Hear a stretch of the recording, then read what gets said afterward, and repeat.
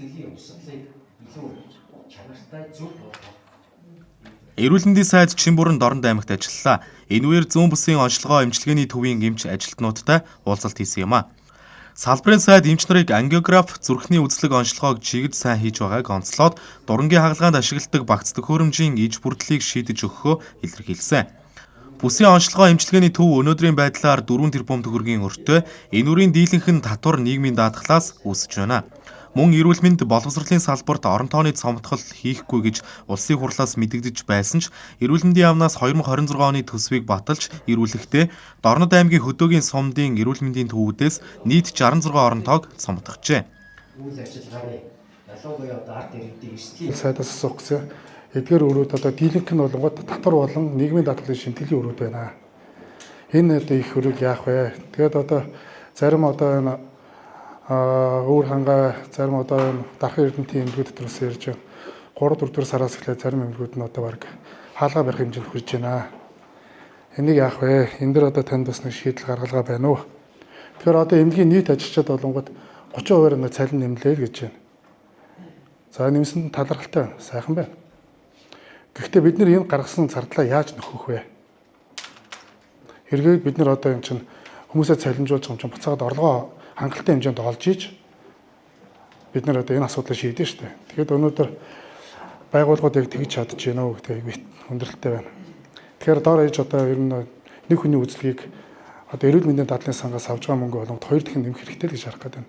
Эмч нар цалин хөлс эрүүл мэндийн байгууллагын үзлэг онцлогооны үн өртөг, үйл ажиллагааны зардал, алдагдал, яаралтай түргэн цэцлэмжийн тасагт архитан согтуурсан иргэдийг хүлээж авах нь хүндрэлтэй байдаг. Хүлээн авахаар үйлчлүүлэгчдийн 60% нь эрүүл мэндийн даатгал төлдөггүй иргэд байдаг зэрэг олон асуудлын талаар салбарын сайдад хандсан. Тухайлбал улсын эмнэлэгт нэг хүний үзлэг эхо тус бүр 20,000 төгрөг, ходоодны дуран 70,000 төгрөг, гемодиализын аппаратад ороход 175,000 төгрөгийн өртөгтэй байна. Гэтэл тог ус дулаанаас эхлээд бусад зардал нэмэгдэж байгаа нь эрүүл мэндийн салбарыг илгээр нь хэвтүүлж байна гэж эмч ажилтнууд ярьж байлаа. Энэ өөр үүсгэжсэн одоо бүр гайхуулах гад байгаа юм биш шүү. Одоо энийг бол төвүүлэхгүй. Шалтгааны задал нь бид. Ямар юунаас болж өөр үүсэж байгаа. Эми агуулгад нь хичнээн шаардлагагүй зүйл овоосон байгаа энэ одоо хян шалгалтууд үе дараатай хийн. Өргөө болгож чадж байгаа байгууллагууд байна. Одоо би өмнө говьд одоо бид төлөөлөгч томилоод ажилласан. Ердөө хагас жилийн хугацаанд өрийг 2 дахин басгацсан шүү.